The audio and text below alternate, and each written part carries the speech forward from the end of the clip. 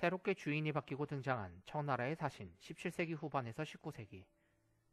조선시대 전기 조선의 사대부들은 만주족을 발가락의 무종균과 같은 존재로 비유했다. 하지만 병자호란 이후 만주족은 조선의 상국이자 천자국으로 180도 바뀌게 된다.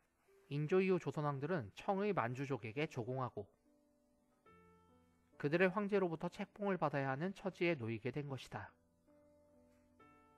특히 인조 때의 상황은 더욱 드라마틱했다. 정묘호란 때만 해도 후금의 사신들은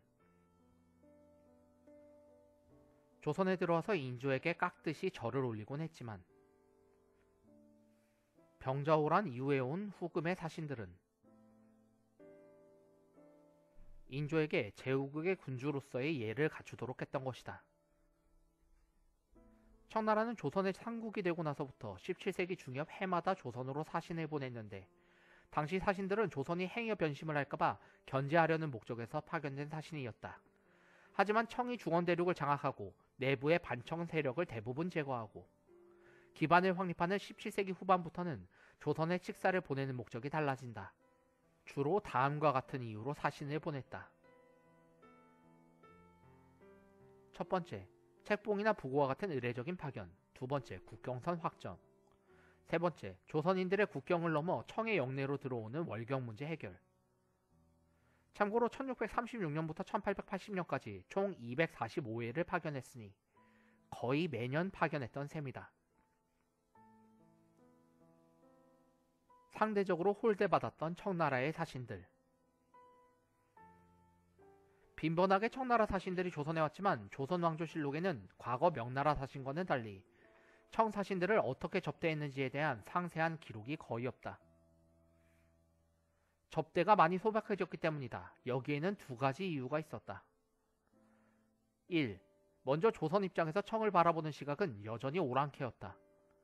그러면서도 망해버린 명나라에 대한 일편단심은 여전했다. 오죽했으면 청나라의 강희제도 이리 말했을 정도였다. 강희제, 조선이 명을 끝까지 배반하지 않은 것은 칭찬할 만해. 두 번째, 한편 청나라 황실은 검약을 중시했다.